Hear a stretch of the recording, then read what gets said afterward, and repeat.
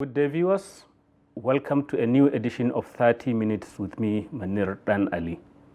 Our guest today is a two-term House of Reps member and two-term Senator of the Federal Republic of Nigeria, and a keen aviator, somebody who flies himself all over the places. I'm talking about none other than Senator Bala Ibn Na Allah. Senator Bala Ibn Na Allah, welcome to the program. Thank you very much, viewers. I know you started out as a lawyer, and then your interest in aviation. I remember you in one interview saying that actually in your family of five, that is you, your wife, and three children, it's only your wife that doesn't fly. Yes. And you are all still flying. Exactly. Let's put the flying aside and go into the politics of the coming cycle of election, because I will want to go back to this pastime of yours much later. But why are you concerned when the governor of Kaduna State came out to say that all leaders from the northern part of the country bear some responsibility for the mess that has enveloped the region, that is economic, political, security, and in all other areas? Why are you taking exception to that? Because you are somebody who has served at one of the highest levels, so shouldn't you be taking the blame? Well, you see, there are two different things here. One, the two statements he made, or allegedly made, or whatever the intentions were. He actually made the statement on this very program. Exactly. They ended up saying, whoever held office in the last 20 years should go and apologize to the North. Then I sat back. Then I asked myself, first, as a Muslim, I know that that kind of statement is un-Islamic. To generalize that the entire North in the last 20 years has not succeeded in producing one honest leader who has put in his best for the development of the North. Then I decided it is good I interrogate myself. And I did. And I look at the 2 terms I have served as member of the House of Representatives. I look at the 2 terms I have served as a member of the Senate. And I tried my best. I was unable to find anywhere where I had cause, directly or indirectly, to take any decision that was injurious to the North. Now, don't forget, I'm 60 years old now, a little bit above. I have children. I have grandchildren. I may die tomorrow. This statement is record. So I should give them the opportunity to say, at least our grandfather had entered a plea of not guilty to that charge. So you are concerned about history. You don't want to be judged maybe harshly or wrongly. Exactly, yeah. And that was after interrogating the level of sacrifice I have made, the level of effort I have put in the opportunity that God gave me to serve in those 2 capacities. And I felt it was wrong, even if I cannot speak for other leaders in the North, which I know they are equally pained by that statement. But let me at least speak for myself. And I still maintain the position. Ali, you know me very well. And that's why in the statement I said, in one of the terms that I have served as a senator, His Excellency, Governor of Kaduna State, was with me in the Senate. If he can remember any decision that can be attributed to me that is injurious to the North, let him say it. In any case, I decided to make this reply, not because I was happy doing it, no. Because one of the things I hate doing is talking about the North. I would rather, with the privilege that God has given me in this country, talk as a Nigerian rather than a sectional leader. So you are saying that by your own reckoning, you did your best for the North, for Nigeria, and it is not as if you cannot be lumped with those who may have done something wrong when they were in leadership position. Let me tell you something. Yes. Those who did something wrong in the North are known, and they are few, and they know themselves, because they were the ones that God gave the opportunity to offer leadership. But in their pursuit of personal aggrandizement, they abandoned leadership and therefore succeeded in dislocating the entire leadership in that region. You understand? Where deliberately you throw merit, you throw competence away, and you decide to proceed on parameters that are not helpful to good governance, then where lies the wisdom of coming back to say, well, we have done this mistake, but it is a collective one? No, it is not. Everybody should go and answer his own questions as it regards to the service he has rendered to his people. Wallahi, Manir, I have interrogated myself, and I will say that, and I challenge any Nigerian to tell me what decision, what steps, what have I done as a person that is injurious to the North, and by extension, my own country. But for example, we've heard about budget padding. You are a senator, and these accusations were there when budgets were being padded. So couldn't that be part of maybe where you may have contributed, because senators sat and kind of agreed to a budget that President Buhari reluctantly signed? He said it publicly that he didn't believe in the budget, but he had to sign it. No. And it's all because of this padding, which kind of has some self-interest. No, Manir, let me tell you something. Yes. It is from President Buhari that I first heard about the issue of padding. You were with us in the House of Representatives for 2 terms. In all honesty, have you ever But I wasn't a member. But have you ever heard about the word padding at that period? Now, let me tell you, whether anybody believes that or not, that the executive has the responsibility to implement budget.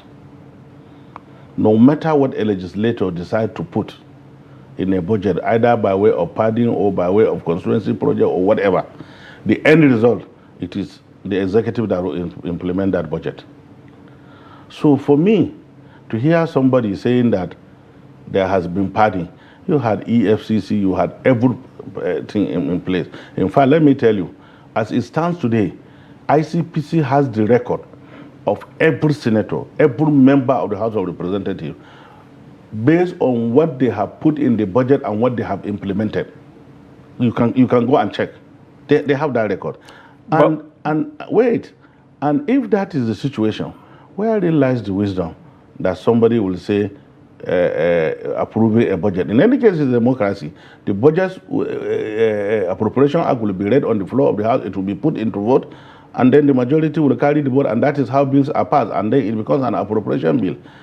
But for the people out there on the street, their concern is, since the return to democracy, 1999 to date, they see the legislators, living big and all of that, taking good care of themselves, but not taking good care of Nigerians. You find that actually, if you go by the statistics, Nigerians are just getting poorer, while the tiny elite that is either in the executive but also in the legislature, the 109 senators, the 360 House of Reps, they are usually the cream wherever they are. They are the ones who are living very well. So why is it so difficult to engineer something that can benefit even the ordinary people? I think that is where maybe I will disagree with some members of the public. Maybe they don't understand. And I will tell you, a lot of, including elites, some of them ventured into coming into the National Assembly believing that it's a place to make money, only to come and discover that they are going to end up poorer. Manir, I'm giving you this assignment. Go back to your constituency or anywhere where you have some knowledge of people who occupied public office that relates to elective offices, more especially the House of Representatives or the Senate. Tell me one senator or one member of the House of Reps who had nothing doing before he joined politics, and who after leaving politics after 1 year can afford even the school fees of his children. Tell me. But most do not appear to have difficulty with doing that, because there are still some of the ones that are like big in their localities. Well, that is how you see it. But I'm just giving you this assignment. And I hope by the time you finish that assignment, you will come back on this forum and tell Nigerians what your results have shown. Just pick 4. So are you saying that the legislators are not taking the big salary and the allowances, especially, which they don't even like to reveal the amounts, and then having new cars under different guises? They will say maybe it's not personal, it's because you are chair of a committee and all of that. So this is what reinforces in people's mind that the legislators are taking good care of themselves and neglecting the ordinary citizens. No, I don't think so. Maybe I'm not here to make a case for the legislatures, but I'm telling you based on my honest understanding of how that place is run. The perception that the public have about that institution is completely at variance from the reality of what happened there. And I'm sure, go and interview most senators, go and interview most members of the House of Representatives. They will tell you. Some of them are even poorer that they have joined politics now than they were before joining politics. But because they themselves came with that impression that you get there, you get, okay, let me tell you something. But why are they fighting to remain there? Why is it that they don't want to leave? There are a lot of people who will, it's an issue of hope. You are hoping that, okay, tomorrow I might be the Senate president, tomorrow I might be this. That's all. That may be the reason. But not to remain as just an ordinary senator or no. Manir, go and find out. I'm not making a case for senators or House of Reps. In any case, I'm not there. But I'm telling you, based on my knowledge, and I think having But you are not there because you lost the election. Is that the reason? Is that not the reason why you contested in 2023? Yeah. You are not there in the Senate because you lost the election. Yes. Not because you didn't stand for that election. I did. But you should ask again, how did I stand for the election? Was it out of my volition? You are forced? Is it your community? Is it the usual political language we hear that it's my community put pressure on me to be those there? of you who are outside will equally think along that line. But let me tell you how this thing plays out. As a senator, for the period that you have served as a senator, there are 1,001 people who believe in you to be able to make one thing or the other that is either beneficial to them in person or to their community. You understand? And therefore, they might have, benefited, directly or indirectly from your being there. And they believe that that benefit should continue. And therefore, they come to calling you that, please, for God's sake, don't go. And that's what the public call the usual language of politicians that are saying, no, it's called by people. No. You are with me in the House of Reps. I said I wasn't going to contest for the third term, and I never did. But I knew the pressure that came through that one. Then the question is, why did they come back for me to come and contest for the Senate? So probably because they believe you did something right. Thank you. It could not have been that they came for me believing that I did something wrong. But then the same electorate decided in the last election that maybe they didn't want you there. I don't want to talk about that one. Some people somewhere decided for political experience. But the numbers, the votes, you had more than 5,000 difference. No, 3,000 votes. Go and check your record. But still, even if it is one is the number. But don't worry, Manir, I don't want to discuss about that issue here because I don't want to go into the politics of saying who did what and for what reason. As a leader, I have reached a stage where I should be able to have some level of confidentiality, over what happened. But I'm telling you, the politics that ran about my election has more to do with me not coming to contest for the Senate president of this country. It has more to do with that than losing election. So it's some careful footwork to ensure that you are not there even consider that. Can we move on to something you earlier spoke about, perception? How do you consider the perception as an insider of the National Assembly when you were in the House of Representatives, the Gali na Abba kind of house, and then the current National Assembly that is seen to be more like what in Hausa they call Magellani, Bachizo Baya Kushi. That's just a lapdog that is ready to say yes to whatever the powers that be want? Well, I'm happy you used the word perception. And I think I'm schooled enough to understand that perception is a fluid concept. The public may perceive the National Assembly that way, but that does not insulate the National Assembly from taking certain decisions erroneously, you understand, either by procedure or whatever, you understand. And that has capacity to give the impression that, look, you are just rubber stamp, or you are this or you are that. Because at that time they were taking that decision, they had information that the public does not have. You understand? Which particular decision? Any decision that has capacity to portray them as, what do you call it, rubber stamp or whatever. So, as a leader, you have certain information that is not available to the public. And therefore, your judgment can never be the same with that of the public. And when that variance exists, certainly the public will have felt that, look, you have failed us by not taking that decision that way. Maybe if the public had the opportunity to have the information that the members of the National Assembly had when they took that decision, they will have taken the same decision. But because they didn't have that information, the problem will be in the erroneous procedure of taking the decision. That's where the issue lies, but not the decision itself. Very interesting point, and I want us to revisit it when we come back from this short break. Thank you. Viewers, it is 30 minutes, the interactive program of Trust Television, and our guest today is Senator Bala Ibn Na Allah. Welcome back. It is still 30 minutes, the interactive program of Trust Television, and our guest today is former Senator Bala Ibn Na Allah. You were talking about some of the information that usually inform decision of leaders, whether in the National Assembly or in other arms of government. What could have informed the decision of the National Assembly on a crucial matter of declaring emergency on a state to choose to use voice vote instead of what was supposed to be like everybody to actually come out and state his position on it? Why do you think that happened, and is it right? Well, speaking honestly, it was not right. Secondly, there is nothing that can inform that procedure.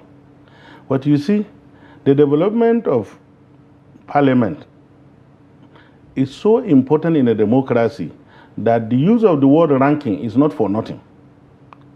So some of these errors arose because maybe the presiding officer was not ranking enough. That is not senior enough. Yes, exactly, yeah.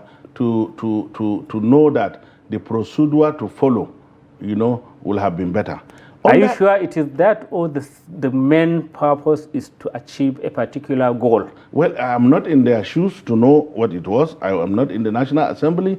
But what is important is that where there is an expression of the word two-thirds, you do not need anybody to tell you that you cannot determine two-thirds by voice vote.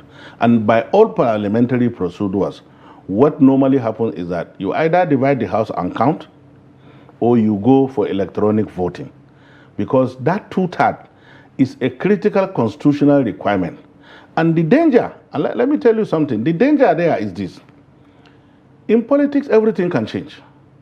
One of the conditions for removing a governor or removing a president of the Federal Republic of Nigeria under our constitution, it equally requires two-thirds.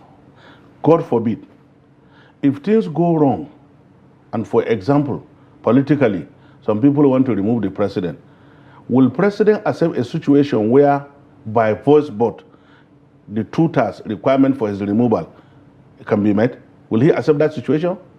So that is the danger of taking certain decisions as precedents without looking at the consequences. So the implications of this are dire. They are serious. They are serious constitutional consequences. And I hope, and I keep on praying, that the National Assembly will one day find somewhere, somehow, to take a resolution, you understand, and say, look, we did that in error, and we believe that it should be corrected, and that the requirement of 2/3 under any law should be by counting numbers or by electronic voting. But given the current political circumstance, is that something feasible? It's very feasible, because the institution is more important than the entire members of the National Assembly. How many people we have passed through there? We are no more there. You understand? But the institution remain there. Yeah, but the people now are concerned in Nigeria that many institutions, not just the National Assembly, even to some extent the judiciary and others, that there are things that people are not comfortable with that are happening there, and they are standing, and that is like there is what is called state capture. No, you see, concerns are okay under a democratic setup. Don't forget, our constitution has given people right to have opinions, you understand? And if their opinion it generates those concerns, that is okay. But that does not in any way represent what is on ground as far as these institutions are concerned. You see, certain circumstances dictate certain actions that may not necessarily satisfy the yearning and aspiration of Nigerians, but that they have to exist because given those circumstances, that was the only way out. The people who are occupying those offices believe it should go. For example, if you notice, the issue of the National Assembly is not about whether it was right or wrong to declare state of emergency in Rivers. What was the issue was the suspension of the governor, the suspension of the deputy governor, and the suspension of the House of Assembly is what is of concern.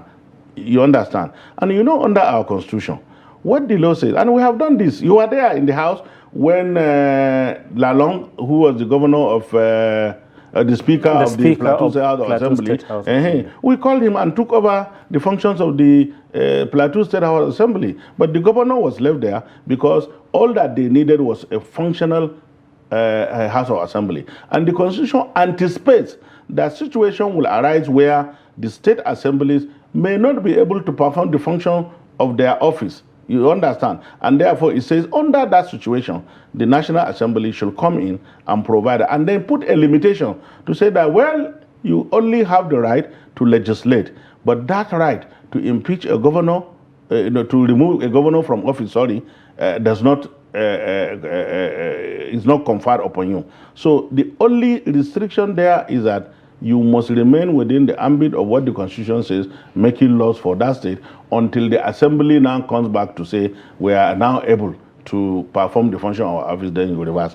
Could it be the case that your earlier argument that people in leadership position have lots of information which inform their decision, could it be that this National Assembly had this information which made them to decide that we can do this decision by just a voice vote? No, I don't honestly. I'm telling you there is no justification for voice vote. No information can justify voice vote in that National Assembly. But I am telling you that you might be put in a situation where you just have to do something. Just as the same National Assembly, within the twinkle of an eye, change our national anthem, and we are still struggling to even learn how to recite it. Well, again, you gave them that power, so what can we do? You elected them and gave them that power to decide for you, and in their own at wisdom, the speed with which they did it. It doesn't matter about the speed. What is important is, do they have the power to do so?